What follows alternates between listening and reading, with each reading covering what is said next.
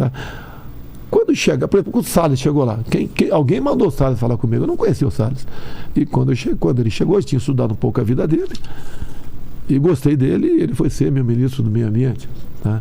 Assim foram o próprio Paulo Guedes. Paulo Guedes eu conheci um ano antes das eleições. Ele aqui estava... eu não conhecia o Paulo Guedes. Ele escrevia a cada 2 semanas uma matéria do jornal o Globo. Por 2 vezes, ele fazendo a matéria, citou meu nome. Citou como uma possibilidade, um nome novo, né? Ou alguma virtude que ele viu em mim. Até que aconteceu um encontro com ele. Ele aqui trabalhava aqui para uma candidatura do Luciano Huck. O Huck tinha a intenção de... Então era real mesmo. De vir presidente. Sim, ele não nega isso aí, não tem nada demais. E frequentava de reuniões com o Luciano Huck, até que não foi desentendimento, foi um entendimento que não ia decolar a candidatura dele. Que uma coisa é você ser presidente, a outra é como é que você vai administrar essa máquina enorme que você tem pela frente. O Brasil é um país continental. O senhor tinha ideia ou não fazia ideia? Fazia ideia, mas não tão pesada, apesar de 30 anos de vida pública, 15 de exército, eu não esperava a barra tão pesada assim. Mas eu entendi que foi uma missão de Deus aquilo lá. Até pela minha sobrevivência, por eleição. Eu estava num partido que tinha 7 segundos de televisão. O meu gasto foi 2.400.000 reais em 2018. Isso muitos deputados ganharam um pouco mais do que isso do seu partido, do fundão, para disputar a eleição agora, dentro do Estado. Vamos falar da sua eleição, depois eu quero eu cheguei, assumi, montei o ministério e toquei o barco. E como foi essa... Agora, 2019. O que acontece? Como o ministério era técnico, é o Tarcísio mesmo. Tem pouco recurso, né? O orçamento tem um limite. É como aplicar esse pouco recurso. Aplicou em gargalos, em rodovias que faltavam poucos quilômetros para ser concluídas. Eliminamos balsas, construindo pontes. Tá? Esse gargalo por quê? Por causa do teto de gasto? Não, você pode ver. Você pega uma estrada, por exemplo, BR-163. Tinha 50 quilômetros, que faltava ser completado há mais de 40 anos, e em época de chuva, um caminhão levava uma semana para vencer 50 quilômetros. Sim. Isso encarecia o frete, tudo era prejudicado. Então ele investiu com o Exército, e em 6 meses ele asfaltou esses 50 quilômetros com o batalhão de engenharia do Exército. Então esse foi o trabalho do Tarcísio.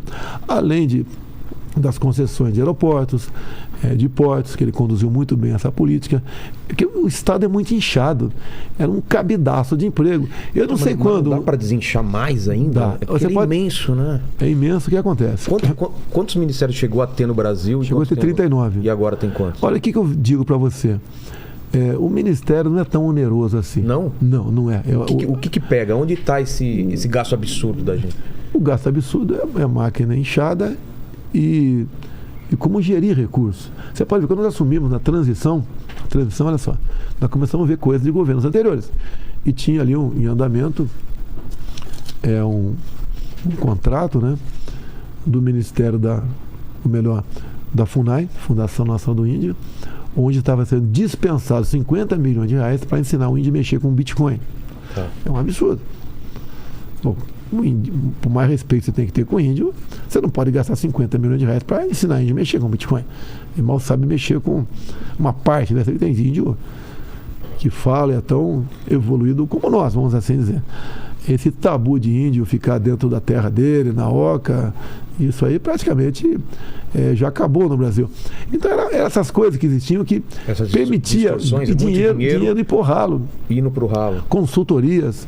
Se fazia consultoria para tudo, né? Para observar se em tal local você podia fazer isso ou aquilo. 5 milhões, 10 milhões de reais. E eram muitas vezes consultoria de fachada. Da pareceres. Então nós botamos um ponto final nisso. Quando você falou de cultura... O senhor está falando é esse tipo de coisa que escoa muito dinheiro. Mas é o ralo, mas é muita coisa contínuo. Que vai em contínuo. Quando você falou para Lei Rouanet. Lei Rouanet, em média, 1,5 bilhão por ano, era uma renúncia fiscal. Sim, para a Lei Rouanet. A empresa, ela patrocina o filme ou a obra. Sim. E ela deixa de pagar o imposto, é isso? Sim. Então, o que acontece? Amigos do rei tinham facilidade da Lei Rouanet. E cada pessoa física, Não né? é que o senhor é contra esse tipo Não, negativo. Porque eu posso falar por mim, aqui pelo PROAC, eu fiz 2 quadrinhos assim que só foi possível pelo... Tem gente que usou a Lei Rouanet por bem. Pro bem. Eu acho que não pode demonizar também essas leis de incentivo, né? Você pega 1,5 bilhão por ano... O lance tem que ser justo para todo mundo, ser acessível, então, né? Tinha pessoas físicas que, de acordo com a pessoa física, pegava até 10 milhões por ano. Com todo respeito, a Lei Rouanet nós entendemos que era para ajudar aquele pessoal que estava iniciando a carreira, ou já tinha começado, precisava do impulso, né? Então, nome forte. E daí a nata artística do Brasil se voltou contra mim. Mas vencemos esse assunto, tocamos o barco. Em 2019 fizemos muita coisa boa, como por exemplo a Lei da Liberdade Econômica. O que é isso aí? É muita coisa que foi desburocratizada, desregulamentada. Você não precisa de tanto carimbo, né? Tantas autorizações. Você pode ver. Você queria, por exemplo, abrir aqui um salão de beleza, uma pequena oficina, uma pequena pizzaria. Você entrava com o pedido de alvará na prefeitura, e a prefeitura levava, por vezes, meses, anos, e você ficava ali marcando o passo, né? Certo. O que nós fizemos com essa lei com essa lei de liberdade econômica? Se em 30 dias a prefeitura não te responder, você pode abrir seu negócio. Então isso potencializou aí o empreendedor, né? Buscar uma maneira de se virar, montar a tua oficina, teu salão e trabalhar. Micro e pequena empresa. Sim. Outra coisa, por exemplo, normas regulamentadoras. Eram milhares.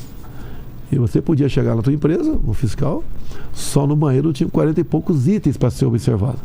E você tinha que cumprir aqueles itens, né? Rugosidade do papel, a altura do vaso sanitário, ventilação, largura da porta. Sim. Então, reduzimos em 90% essas normas regulamentadoras e deu um respiro para o empresariado.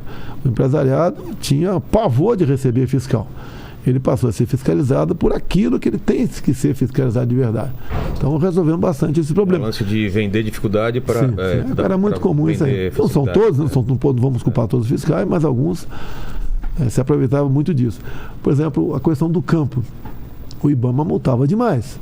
Tem que ter multa? Tem, mas não da forma como existia. Acertando com o Ricardo Salles, ele deu uma enxugada nessa legislação e você vai multar alguém que depois de uma advertência multa, e não como era antigamente, onde a caneta funcionava com muita frequência. Isso foi ajudando o empreendedorismo. Você vê hoje em dia, nós somos o 7º país mais digitalizado do mundo. Quando você fala, por exemplo, em servidor público, nós praticamente não abrimos concurso ao longo desse tempo todo. Não é que nós não queremos, estamos contra os concurseiros, é que está inchada a máquina e ela pode chegar a um ponto e ela parar de funcionar. Então abrimos concurso apenas para os essenciais, como por exemplo Polícia Federal e Polícia Rodoviária Federal. Foram mais de 100 mil cargos que deixaram, pessoas que foram para inatividade e não foram colocados alguém no teu lugar. Então foi uma maneira de você enxugar um pouco, sem qualquer prejuízo aos servidores públicos. Zero prejuízo aos servidores públicos. Tanto é que agora há pouco o Paulo Guedes, né, dado a isso, anunciou que o ano que vem vai ter aumento real do mínimo e o aumento real para servidor público também. Que estamos há 3 anos sem reajuste. A pandemia nos levou a isso. Tá? É uma despesa enorme que todos pagaram. Só em 2020 gastamos 720 bilhões de reais com a questão do Covid e nos endividamos e não podíamos ter mais despesa. O servidor pagou de uma certa forma, né, com não reajuste. Agora, o pessoal seletista também não teve reajuste.